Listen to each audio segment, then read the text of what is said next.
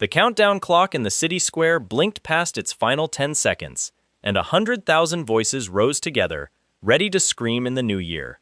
Ryu Min stood near the back of the crowd, hands shoved in his jacket pockets, watching a boy across the plaza laugh with his friends like nothing in the world could touch him. That boy's name was Han Yong Min. Ryu Min had watched him laugh like that 99 times before. He knew what was coming in the next 60 seconds better than he knew his own heartbeat. He knew the exact spot where the sky would tear open. He knew the sound an angel's wings made right before they killed someone. He had lived this same New Year's Eve so many times that the fear had worn smooth, like a stone rubbed down by a river, and all that was left underneath was calculation. This was his 100th loop, his last one. If he failed this time, there would be no reset, no second chance, no waking up back in this same freezing plaza with the same countdown ringing in his ears. He would simply stop existing, in this world and in every world after it. The crowd hit zero, fireworks cracked over the skyline. And then the first scream came from somewhere near the fountain, sharp and sudden, cutting straight through the cheering like a blade through paper. A man near the front of the crowd had his skull caved in from the inside, his body dropping before anyone understood what had happened. Above him, hovering where the fireworks still burned golden red, was a woman with wings. She was beautiful in the way something dangerous is beautiful. Her wings caught the firework light and turned it silver. Her voice, when it came, didn't sound like it traveled through the air at all. It arrived inside every skull in the plaza at once, calm and pleasant, like she was reading out flight information at an airport. She told the crowd that every human between the ages of 15 and 29 had just been enrolled in a new game. She told them refusal was not an option, and the man on the ground had simply been an example. She told them the first round would begin at midnight, exactly 1 month from tonight, and that survival was the only rule that mattered. People screamed. People ran. Ryu Min didn't move. He watched Han Yong Min freeze mid-laugh, his face draining of color, his friends scattering into the panic around him. In 99 other timelines, Ryu Min had watched this same boy claw and lie and murder his way through the game that was coming. And in most of those timelines, that boy had ended up standing over Ryu Min's little brother with something sharp in his hand. Not this time, Ryu Min thought. This was the only promise he let himself make anymore. Promises about the future had a way of turning into knives in his back. He turned and walked home through streets that were already filling with sirens, carrying inside him 100 lifetimes of knowledge that nobody else in the entire world possessed. To understand how he got here, you have to go back further than tonight. You have to understand what kind of life Ryu Min had been living before any of this began. He was 17 years old and, on paper, unremarkable in every way. Thin, quiet. The kind of student teachers forgot to call on. He lived with his younger brother in a cramped apartment on the edge of Seoul. The two of them alone since their parents died in a car accident that neither of them had ever really finished grieving. Money was always short. Rent was always late. And there was a group of boys at his school who had figured out early that Ryu Min would never fight back, never tell an adult, never do anything but hand over whatever cash he had and absorb whatever bruises came with it. Han Yong Min led that group. He wasn't the biggest of them or the smartest, but he had a gift for finding exactly where a person's fear lived and pressing on it until they broke. He had been pressing on Ryu Min for over a year, and Ryu Min had let him, because in 99 previous versions of this exact year, fighting back too early had only made things worse for the person Ryu Min cared about most. His little brother, Min Ju, was 14, gentle, a little awkward, always 2 steps behind the older kids in his neighborhood in every way except loyalty. He believed his older brother could fix almost anything, which was a heavy thing to carry when your brother was secretly the only person on the planet who remembered dying 99 times. In one of the earliest loops, Han Yong Min's crew had cornered Min Ju alone and left him permanently blind in one eye. Ryu Min had not been able to save him that time.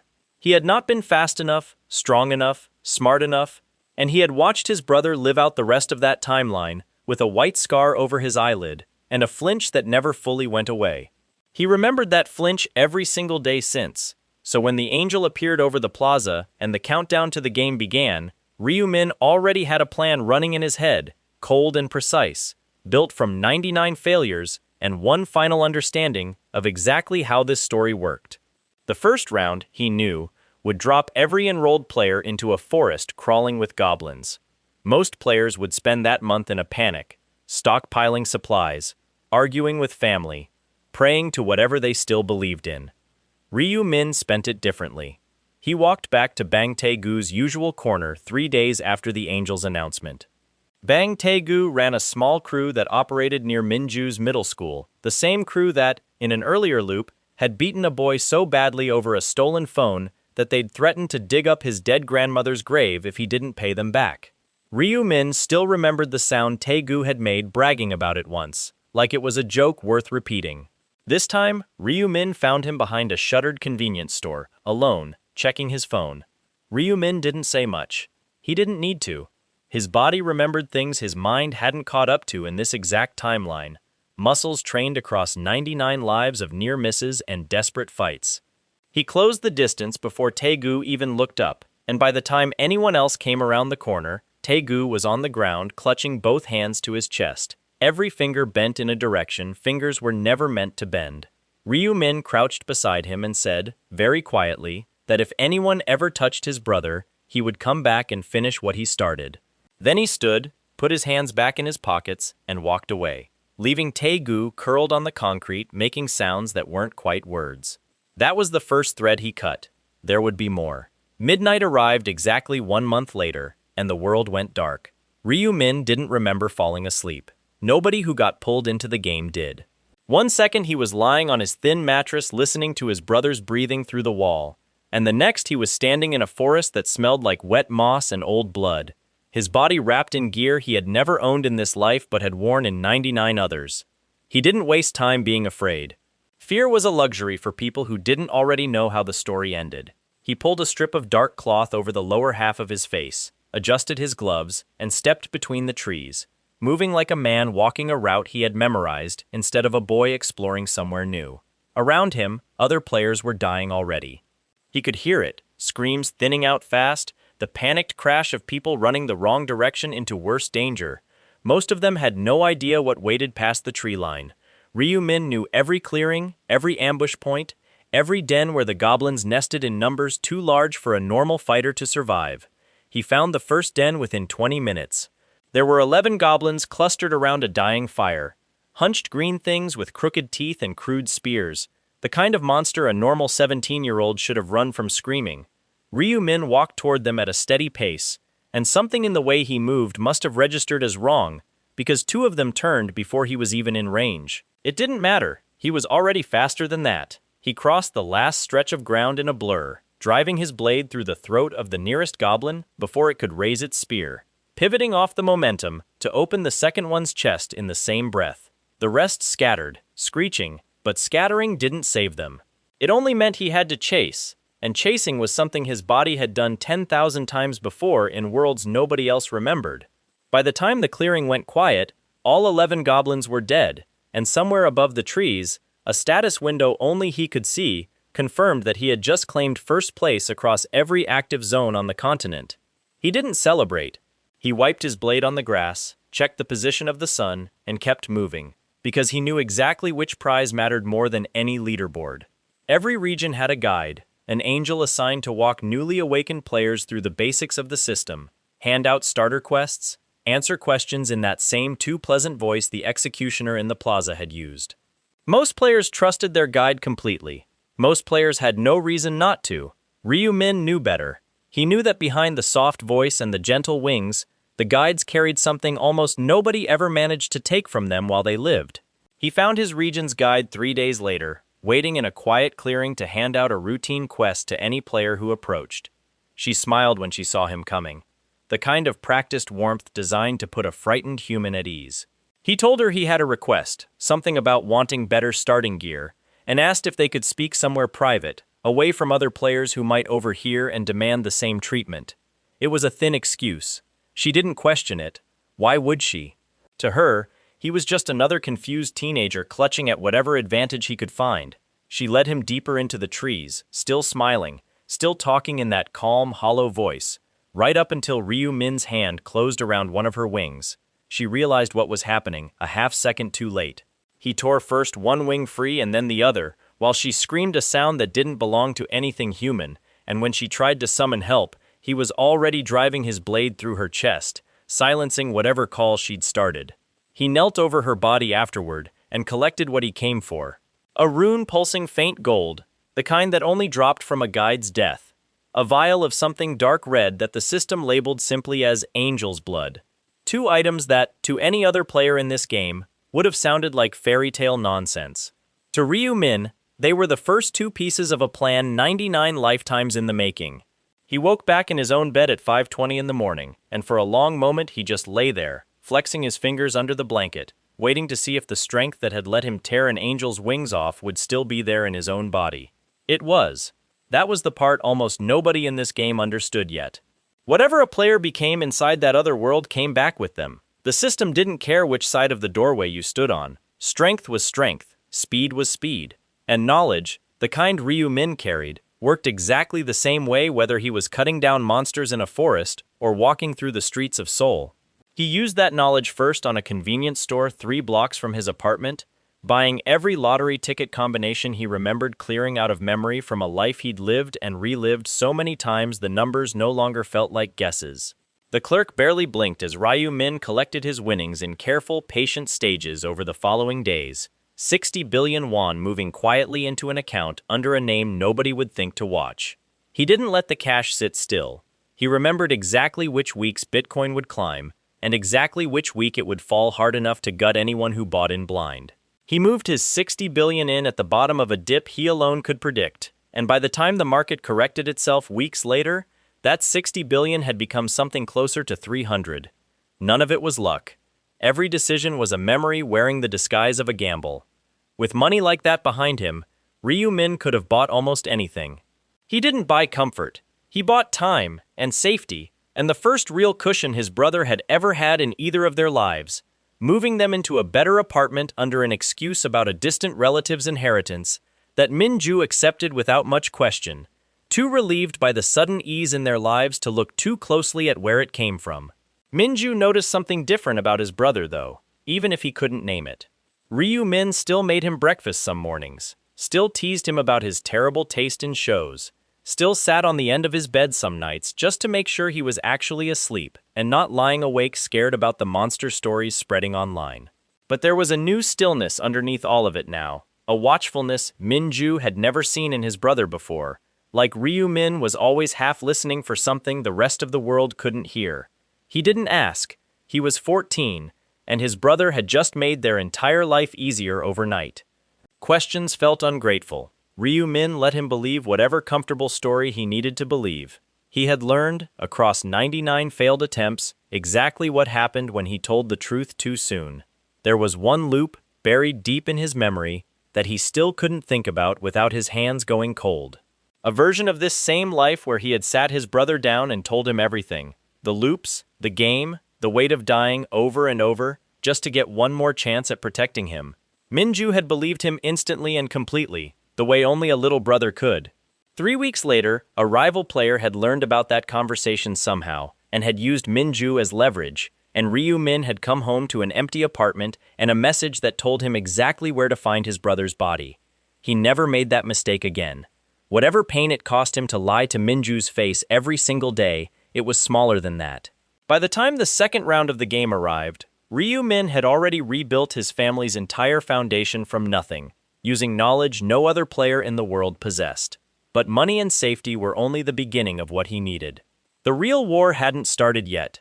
Somewhere out there, Han Young-min was about to be handed more power than he had ever held in his life, and Ryu Min already knew exactly what that boy would do with it. The second round began the way the angel had promised, exactly 1 month later, at midnight, and this time, nobody in the plaza was surprised when the world went dark around them. Ryu Min woke up standing in the middle of a crowd of maybe 600 people, all of them dressed in the same gear he remembered from before, all of them staring around with the same mix of confusion and fear he no longer felt. A different angel hovered above the gathering this round, thinner and colder looking than the guide he'd killed, and she announced the rules in that same too pleasant voice.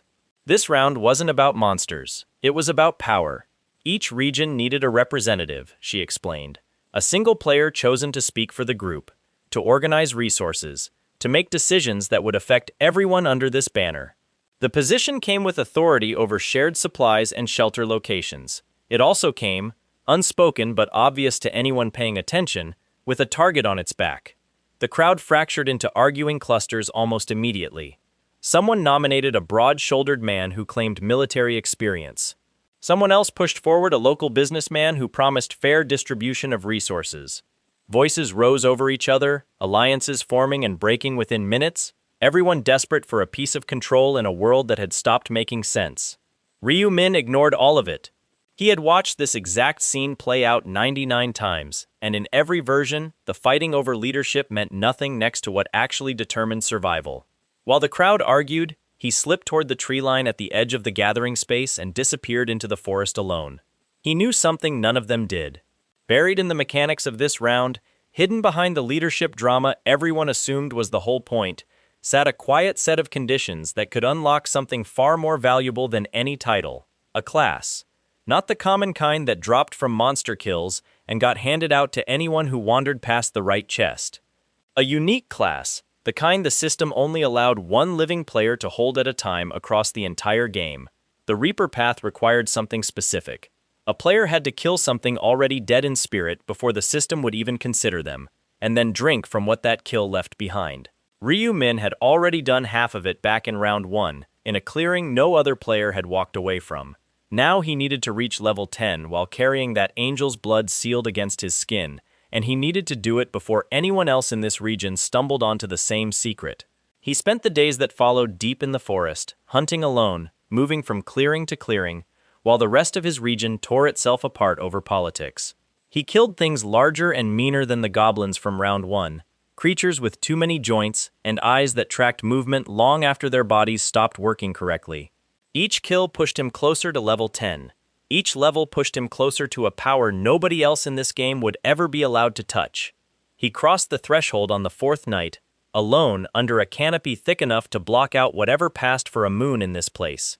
The system window that opened in front of him wasn't loud or dramatic. It simply confirmed, in flat text only he could see, that the Reaper path had been claimed, and that no other player alive would ever be offered the chance again. He felt the change settle into him, like a second heartbeat starting up under the first. Strength that hadn't been there a breath earlier. A weight behind his eyes that felt like death itself, deciding to lean in and listen. He didn't celebrate that either. He simply turned back toward the gathering point, because he already knew what was waiting for him there, and none of it would surprise him. Back at the region's central camp, the argument over leadership had finally settled, and not in a way anyone with any decency would have chosen. Han Young-min had spent those same days doing what Han Young-min always did best, finding the loudest, most confident person in the crowd and attaching himself to their side like a shadow that whispered useful lies. That person turned out to be a man named Cho Jong-sik, a local gang boss who had strong-armed his way into an early lead for the representative position through sheer volume and a handful of loyal thugs willing to threaten anyone who challenged him. Cho Jong-sik trusted Han Young-min the way a wolf trusts the smaller animal traveling at its side, useful for now, easy to discard later. He didn't realize the smaller animal had already decided the order of things would go the other way. The official vote came on the 5th day, and Cho Jong-sik won it easily, propped up by fear and a few well-placed threats. He stood in front of the crowd that evening accepting his new title, his crew flanking him on either side. Han Young-min standing closest of all with his hands folded and his face arranged into something that almost looked like loyalty. Nobody saw it coming until it was already happening. Han Young-min moved first, driving his shoulder into Cho Jong-sik's back and sending him stumbling toward one of his own men, who reacted on instinct and swung a blade meant for an attacker. It caught Cho Jong-sik across the ribs instead, a mistake born entirely out of Han Young-min's manipulation, and once the first blood was drawn, Han Young-min didn't hesitate to finish what he'd started. He beat his own gang leader to death with his bare hands, right there in front of the crowd that had just elected the man, his knuckles splitting open against Cho Jong-sik's face long after the fight had stopped being a fight at all. When he finally stood up, chest heaving, blood on his sleeves up past the elbow, he looked around at the horrified crowd and declared himself the region's true representative by right of strength. Nobody argued, nobody dared.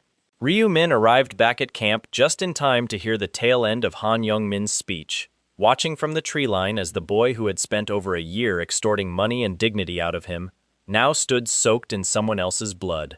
drunk on the idea that this world finally let him be exactly as vicious as he'd always wanted to be. Han Yong-min hadn't spotted him yet. That suited Ryu-min fine. Patience had never cost him anything he wasn't willing to pay. The days that followed gave Han Yong-min his first real taste of authority, and it curdled fast into something uglier. He assigned the best shelter positions to whoever flattered him hardest. He rationed supplies with a cruelty that made his old bullying at school look almost gentle by comparison. He walked through camp like a small king, and for a while, it worked, because nobody in the crowd had yet leveled up enough to challenge him directly. Ryu-min let that illusion run exactly as long as it took to be useful. He approached Han Yong-min alone on the 8th night, keeping his class hidden, playing the same quiet, unremarkable role he'd always played around this boy. Han Yong-min barely looked up from his makeshift throne of stacked crates, sneering at the sight of someone he'd bullied for over a year showing up uninvited. He told Ryu-min to get lost unless he had something worth his time. Ryu-min told him he did. He said there was a defensive relic buried near the camp's northern edge, something the system had marked for representative use only, and that breaking its seal would unlock a hidden encounter carrying rewards no ordinary fight could match.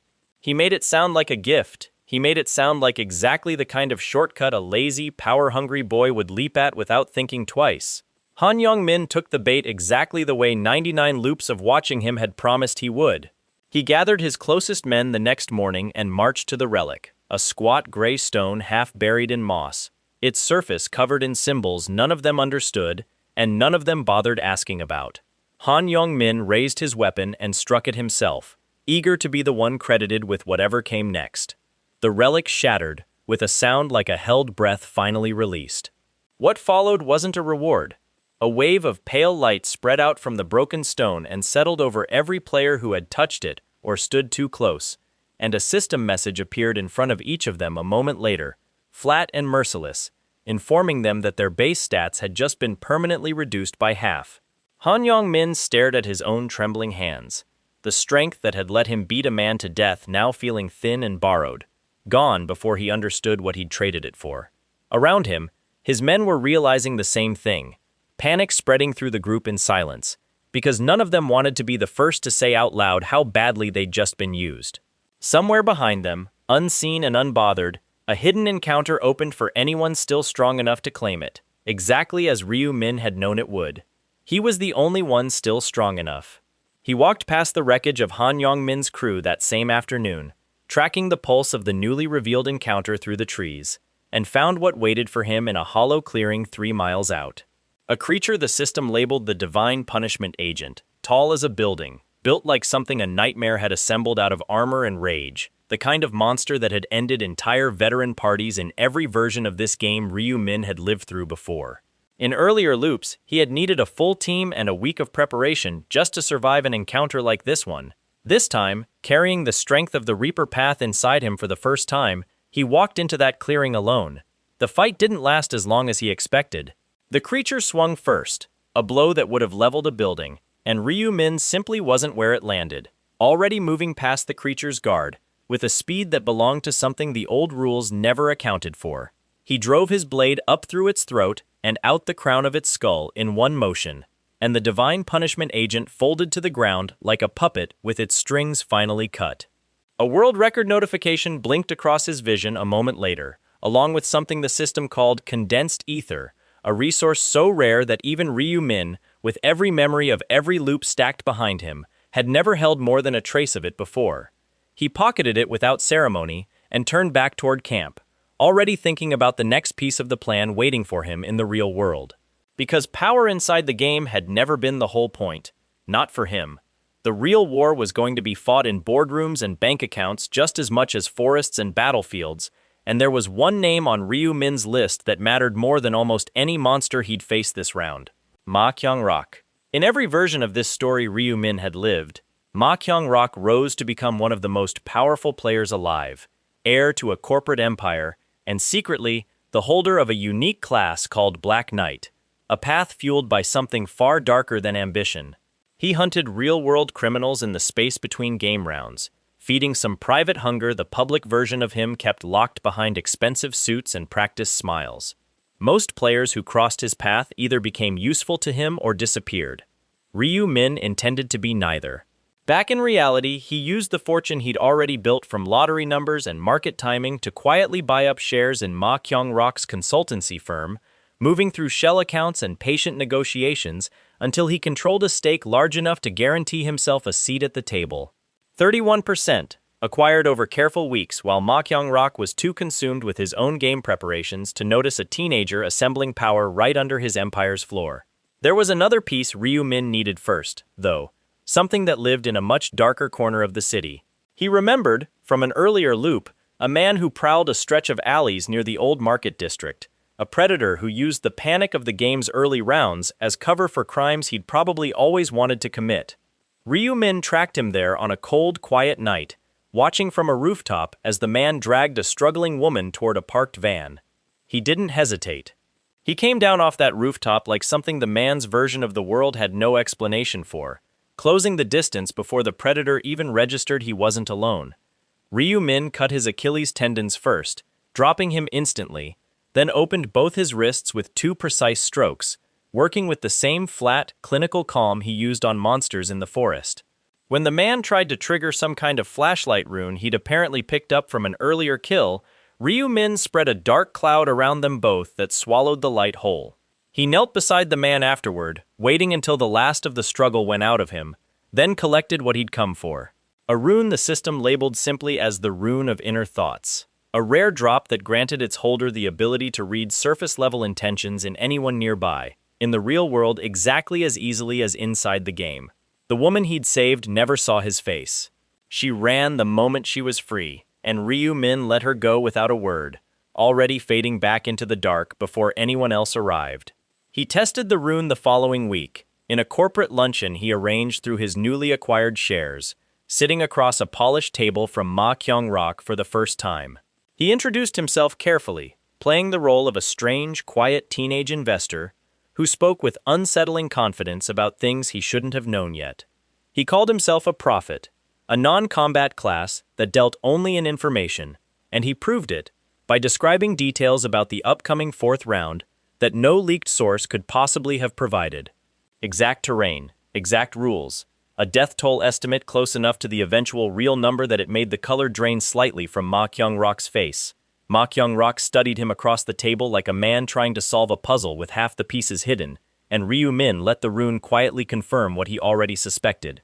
Beneath the tailored suit and the practiced hospitality, Ma Kyung-rok's mind carried a current of calculation sharp enough to match his own, along with something colder underneath that Ryu-min chose not to comment on yet. By the end of that lunch, an alliance existed between them, unbalanced entirely in Ryu-min's favor, though Ma Kyung-rok wouldn't understand exactly how unbalanced for a long while yet. He believed he'd just recruited a useful, strange little informant. He had no idea he was shaking hands with the single most dangerous player alive. Ryu-min left that meeting and went straight to the last piece of business waiting for him before round 2 closed out completely. A name that had been sitting quietly in the back of his plans since the moment this loop began. Min Jury. She was a classmate, gentle in a way that stood out sharply against the world Ryu-min had been forced to build around himself, the kind of person who noticed when someone else was struggling, even while carrying her own quiet burden. Her family had been drowning under debt long before the game ever began, and in earlier loops, Ryu-min had watched that debt eventually crush them, watched her disappear from school without ever finding out what happened to her afterward. Not this time. He arranged, through channels she'd never trace back to him, for her family's debt to vanish, framed carefully enough that it looked like an administrative error nobody thought to question too hard. Then he approached her directly during round 2's final days, quiet and careful, offering an alliance dressed up as simple practicality. She was cautious at first, the way anyone with good instincts should be toward a classmate who suddenly seemed to know far more than he should. But something in the steady, unshowy way he treated her wore down that caution faster than either of them expected. And by the time round 2 ended, she had claimed a rare path of her own, one the system called Buffer, capable of lending strength to anyone she chose to support. She didn't fully understand yet what that meant for her future. Ryu-min did. Her blessing would multiply his own strength by half again, a quiet, steady advantage nobody else in this game would even know to look for. She caught his hand once during a stat transfer, her fingers trembling slightly against his, and something in her expression shifted, something warmer and more complicated than gratitude. Ryu Min noticed it. He filed it away without addressing it, the way he filed away everything that wasn't strictly necessary to the plan yet.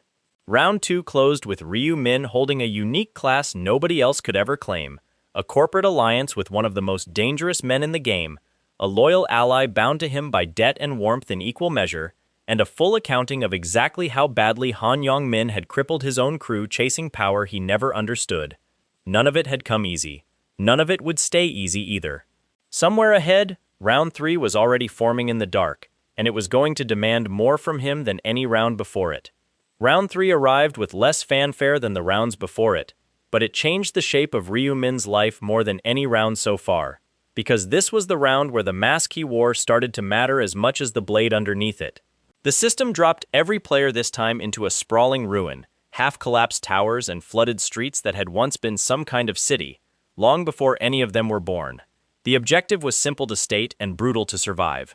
Locate and eliminate roaming enemy units scattered through the ruins before the month ended, with rewards scaling based on kill count and rarity. Most players hunted in groups, terrified of the shadows moving between broken buildings. Ryu Min hunted alone, the way he always had, because groups asked questions he couldn't afford to answer and slowed him down in fights he no longer needed help winning. It was during one of these solo sweeps, cutting through a flooded plaza on the ruin's east side, that he heard fighting up ahead, the specific, ugly sound of someone losing badly. He found Co. Erin pinned against a collapsed pillar, her weapon knocked away, 2 enemy players closing in on her, with the kind of confidence men only had when they thought a fight was already over.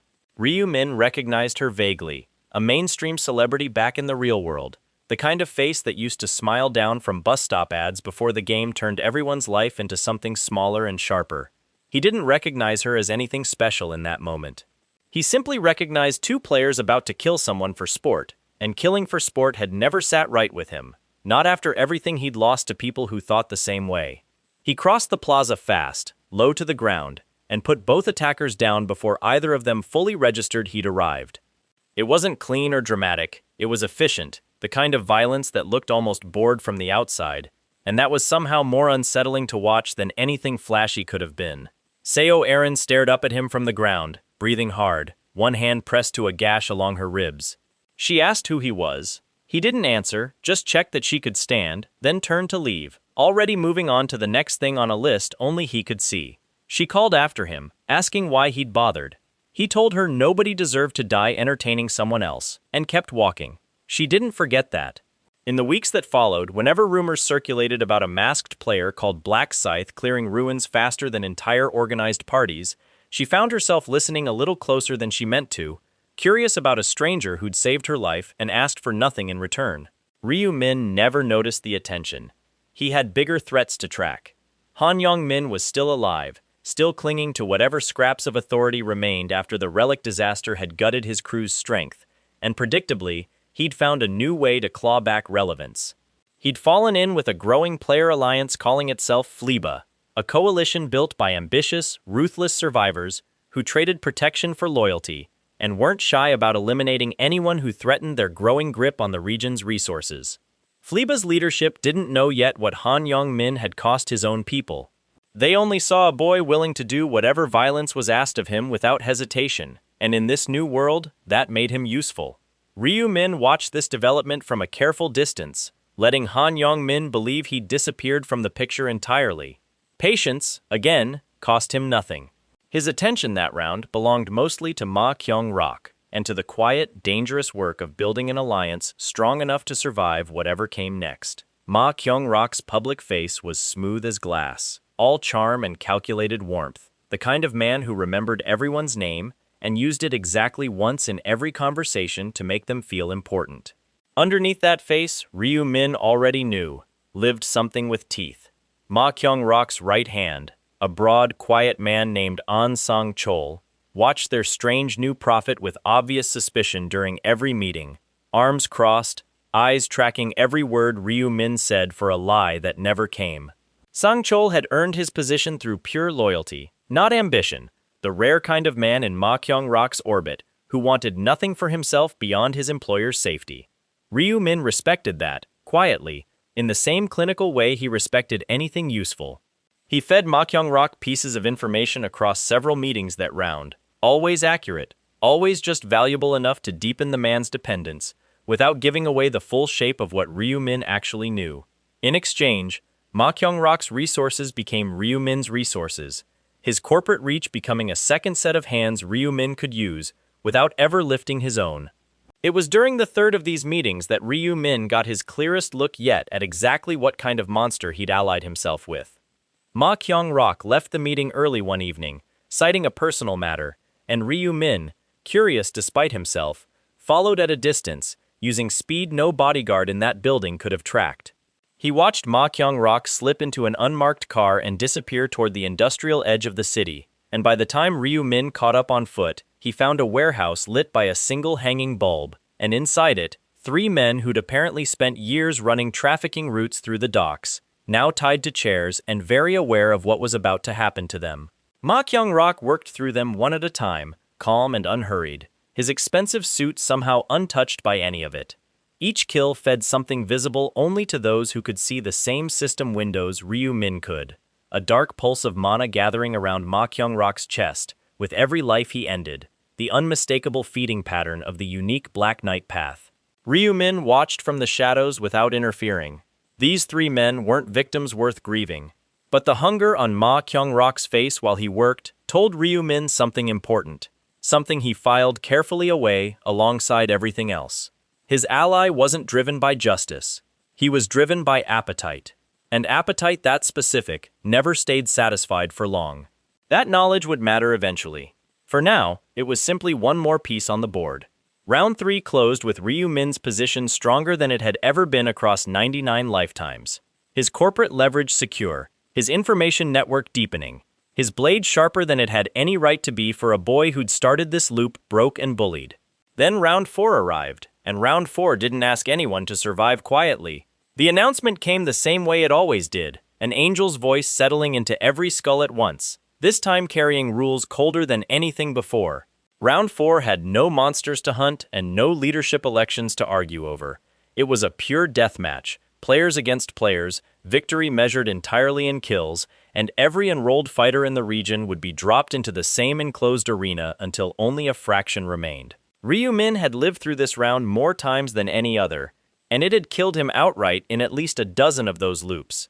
He walked into it this time with a plan already 3 steps ahead of everyone else stepping through the gate. The arena took the shape of a massive underground cage, stone walls rising higher than any player could climb, torches burning along a perimeter nobody could reach. Hundreds of fighters spread out across the space the moment the barrier dropped, and within seconds, the screaming started. Ryu-min didn't waste time gauging the crowd. He moved straight for the current representative, a broad-shouldered man who'd clawed his way into that position through raw aggression and had no idea a walking apocalypse was cutting a direct line toward him through the chaos. The fight lasted 4 seconds. Ryu-min didn't remember much of it afterward beyond the crack of the man's neck and the surge of authority transferring over to him the moment the body hit the ground. He didn't want the title for status.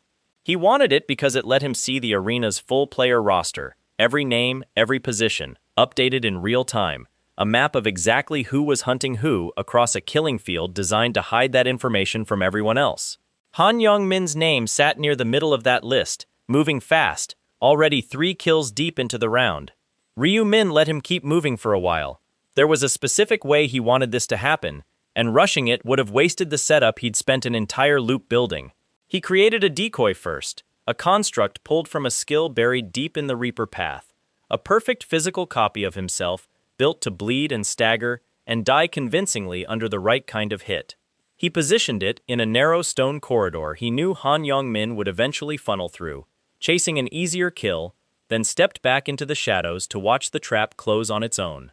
Han Yong-min found the decoy exactly when the map said he would, exhausted from 3 fights already, blood on his sleeves, eyes wild with the specific kind of desperation that came from finally tasting real power and realizing how easily it could be taken back. He recognized the figure in the corridor immediately, the same quiet classmate he'd bullied for over a year, and something ugly and delighted crossed his face at the sight of an easy kill standing right in front of him.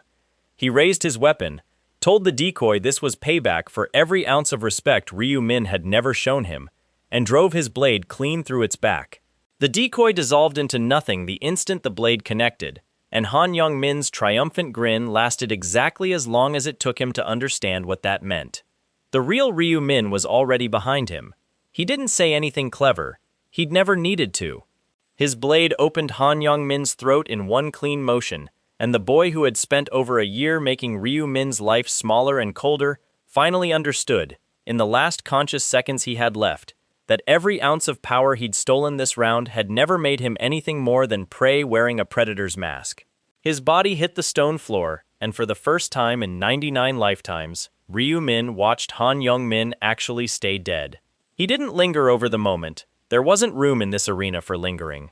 Round 4's deathmatch narrowed steadily over the following days, and Ryu Min moved through it with the same clinical focus he'd carried since the beginning, defending his stolen representative title against 3 separate challengers who each believed, right up until the end, that title alone made them dangerous.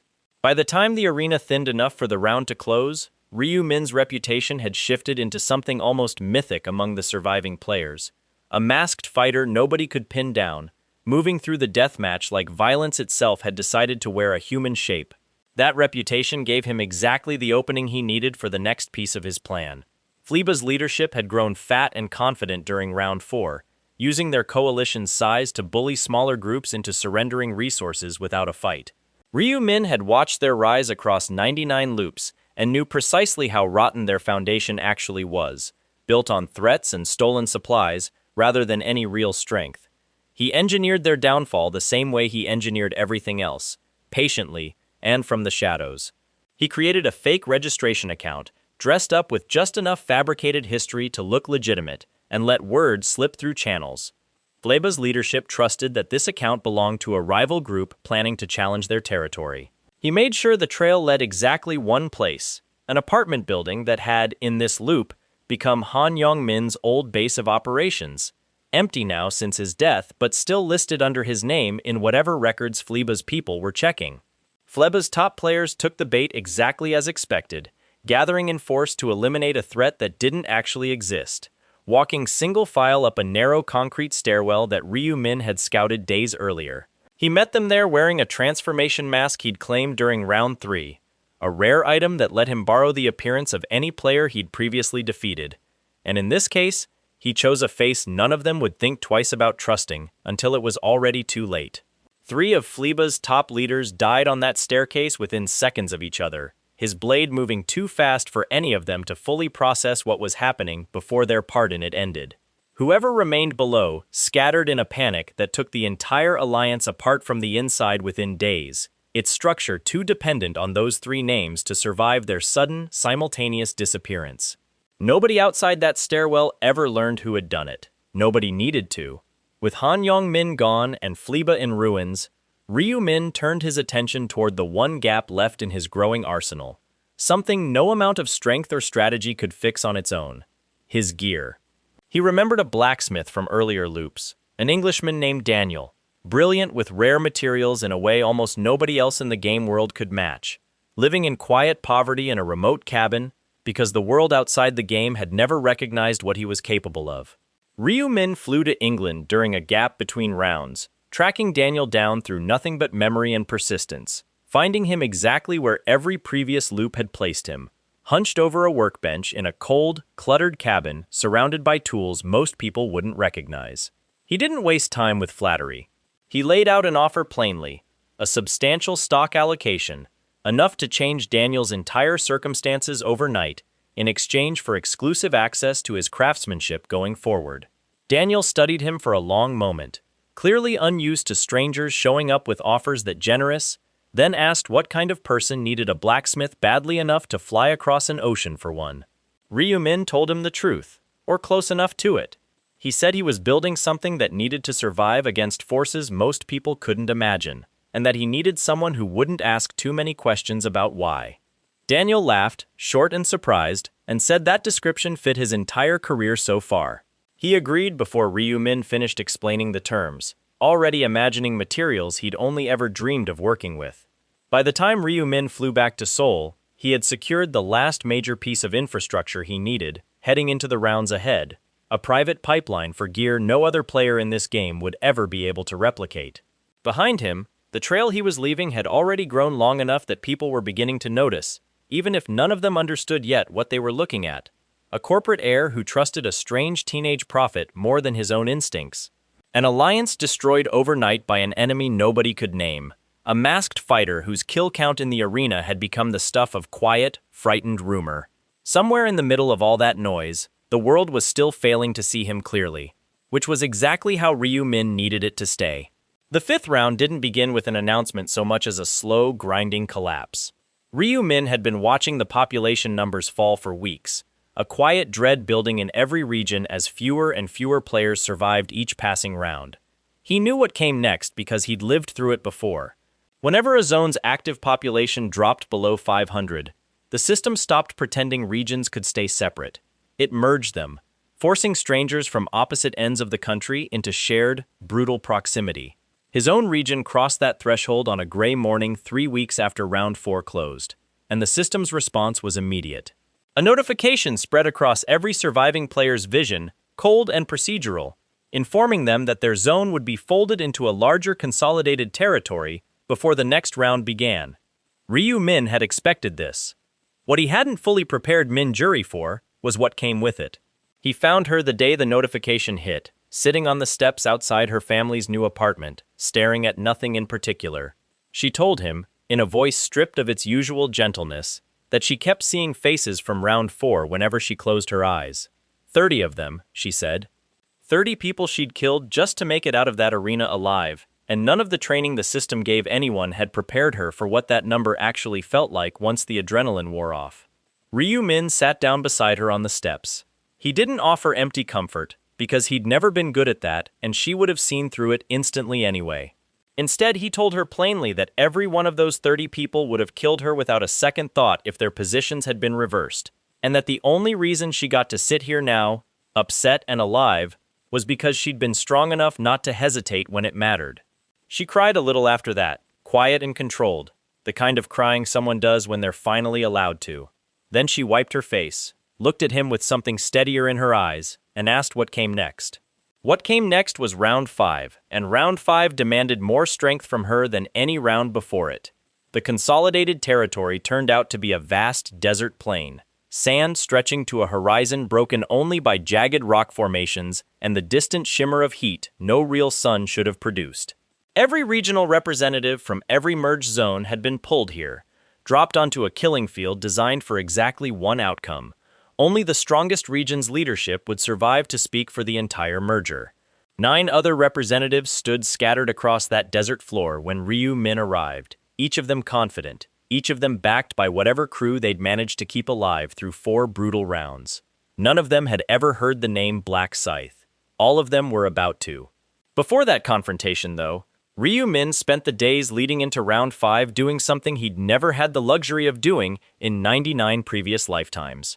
He spent them building Min Juri up, deliberately and carefully, instead of simply using her blessing and moving on. He remembered a specific hunting ground buried in this round's desert terrain, a nest of creatures the system labeled orc shamans, dangerous enough to threaten an unprepared fighter, but structured in a way that rewarded patience and precision over raw power.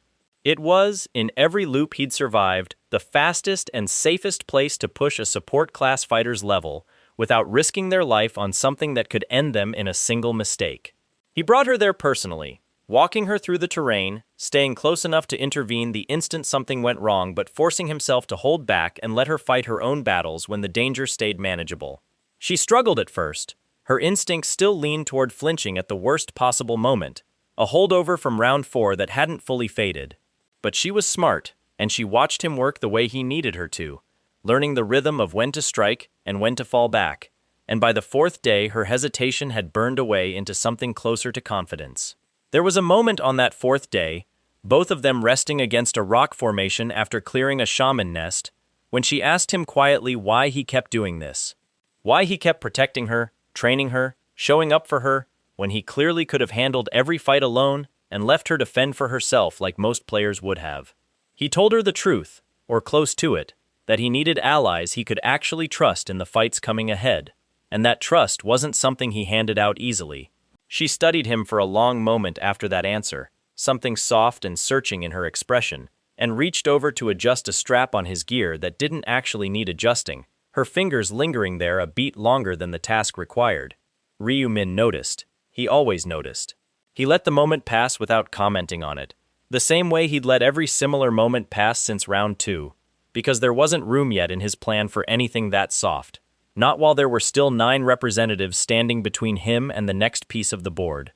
By the time round 5's central conflict began, Minjuri's blessing had grown sharp enough to add real, measurable strength to anyone she chose to support, and Ryu Min walked into the desert arena, carrying both her multiplier and the full weight of everything he'd built across 2 rounds of quiet preparation. The 9 rival representatives had gathered near the center of the desert plain by the time he arrived, clustered together in a loose alliance built on the assumption that whoever emerged from this merger with the most bodies behind them would claim leadership by default. They were still arguing over terms when Ryu Min stepped into view, alone, his mask catching the desert light. One of them, a tall fighter with some kind of enchanted gauntlet strapped over each forearm, laughed at the sight of a single opponent walking toward a group of 9 and asked if he understood how badly this was about to go for him. Ryu Min didn't answer. He'd learned a long time ago that answering only gave people more time to prepare. He crossed the remaining distance faster than any of them expected, and the fight that followed lasted less time than the argument that preceded it. He moved through the group like something the desert itself had sent to correct an imbalance. His blade finding openings none of them had trained to defend because none of them had ever fought anything like him before. The gauntlet fighter who'd laughed first died second, his boast still hanging unfinished in the air when Ryu Min's blade opened his throat. By the time the sand settled, all 9 representatives lay dead across the arena floor, and the handful of surviving crew members who'd watched it happen dropped their weapons without needing to be told twice, kneeling in the sand in a surrender so immediate it barely qualified as a decision. The angel overseeing this merger's leadership contest descended slowly from wherever she'd been watching, studying the carnage with an expression Ryu Min couldn't quite read.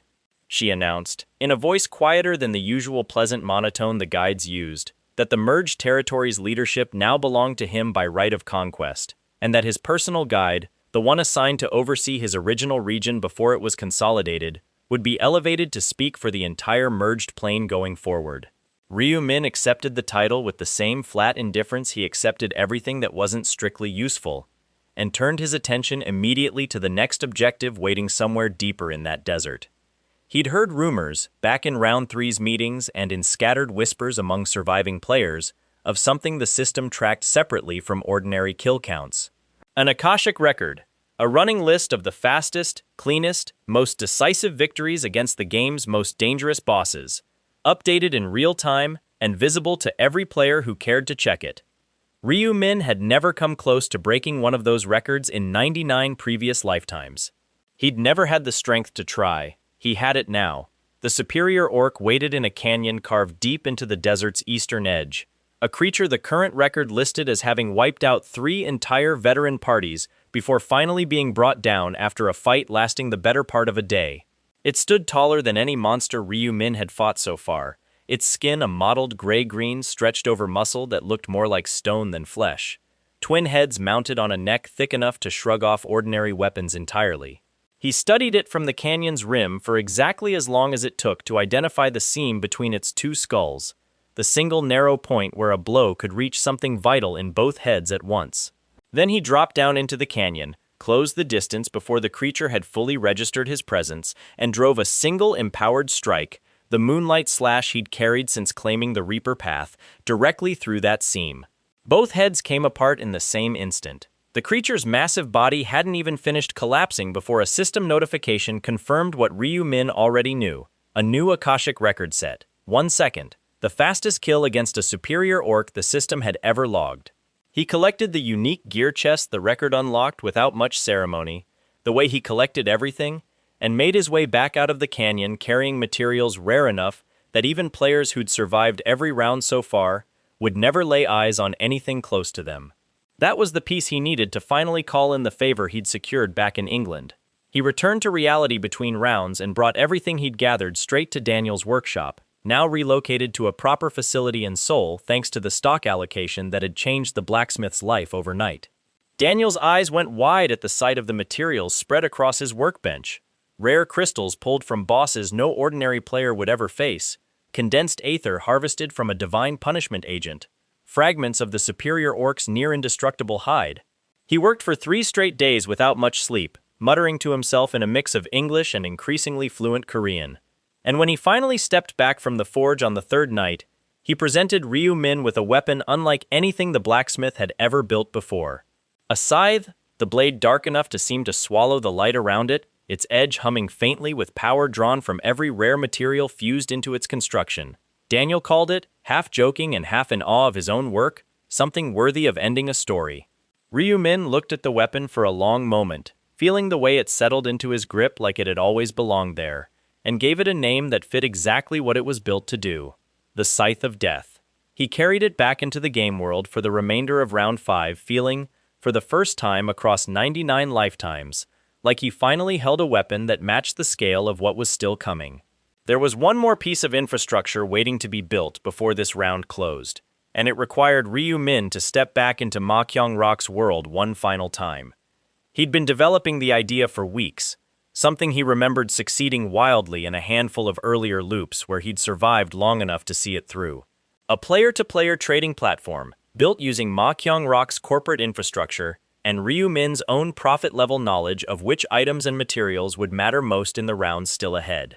He called it Player Place, and he pitched it to Ma Kyung-rok as a way to consolidate control over the game's growing black market before rival factions could organize one first.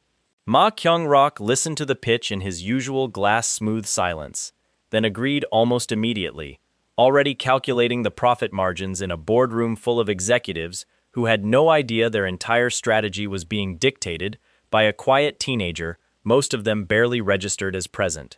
The platform's development moved fast, backed by resources only a corporation of that size could provide, and Ryu Min found himself spending more time in Ma Kyung-rok's headquarters that round than he had in every previous round combined, walking through glass hallways full of people who looked straight through him without a flicker of suspicion. It was during one of those visits, waiting outside a conference room for a meeting that was running long, that Ryu Min first saw her. She was standing near the window at the end of the hallway, dressed in the kind of understated elegance that came from real money, rather than money trying to look expensive, speaking quietly with one of Ma Kyung-rok's assistants about a charity gala the corporation was sponsoring. Ryu Min might have walked past her entirely if the rune of inner thoughts hadn't quietly flickered against the edge of his awareness the moment he came within range, a faint pulse of recognition that had nothing to do with the surface conversation she was having. He'd felt that particular pulse only once before, back when he'd first claimed the rune, standing near a player who carried something the system marked as absolute rather than merely rare. He asked one of the assistants passing by, keeping his voice carefully idle, who the woman by the window was. The assistant told him her name was Christine Craig, Ma Kyung-rok's fiancée, a fixture at every major corporate event the Osan Group hosted, known mostly for her charity work and her carefully composed public presence. Ryu Min filed the name away and kept walking, betraying nothing on his face, but something inside him had gone very still and very focused, the way it only did when a piece he'd been missing for 99 lifetimes suddenly clicked into place without warning. He'd searched entire game worlds in previous loops for a priestess, the rarest support class the system offered, a path so absolute it carried the power to bring the dead back across a threshold nothing else in this game could touch. He had never once found one in time to matter. He had never once considered that the answer might be standing in a corporate hallway wearing a designer dress and smiling politely at people who had no idea what she actually was. He watched her from a careful distance for the rest of that visit, saying nothing, doing nothing that would draw attention, simply letting the shape of an entirely new plan begin assembling itself behind his calm, unreadable expression. She glanced his way once, near the end of the afternoon, her eyes catching his for a moment longer than a stranger's gaze usually lingered. There was something searching in that look, something that made Ryu Min wonder, just briefly, whether the rune's pulse had worked in both directions. She looked away first, drawn back into conversation by someone at her side, and Ryu Min turned and walked back toward the elevators, already rewriting every calculation he'd built across 2 months of careful, patient planning. Round 5 closed not long after that, with the Player Place platform launching successfully across the merged territory, Ryu Min's control over the region's economy secured, his gear forged into something worthy of the rounds still ahead, and Min Juri's strength grown into a real, tested asset, rather than a quiet advantage he simply used and moved past. None of it mattered as much as the discovery waiting in that hallway. He stood at his apartment window that night, the city lights spread out below him the same way they had every night since this loop began, and thought about 99 failed lifetimes, about a brother who still didn't know the truth, about a boy named Han Yong-min who had finally, permanently stopped breathing, about a weapon dark enough to end a story resting against the wall behind him, and about a woman across a corporate hallway who might hold the one power capable of undoing whatever mistake still waited somewhere ahead in the 15 rounds he hadn't survived yet. He didn't know yet exactly how he'd bring her into his plans. He didn't know yet what it would cost Ma Kyung-rok to lose her, or what it would cost Ryu Min to take her. He only knew, standing there in the quiet dark, that for the first time across 100 attempts at this exact story, his endgame had just assembled itself months ahead of where it had ever managed to reach before. Somewhere out there, 15 rounds still waited, each one worse than the last. Somewhere out there, whatever entity had built this entire cruel game still hadn't noticed the one player capable of finally ending it. But it would. Eventually, it always did. For now, Ryu Min turned away from the window, set the scythe of death carefully against the wall, and allowed himself, just for a moment, the smallest and most dangerous thing a 100-loop survivor could still feel: hope.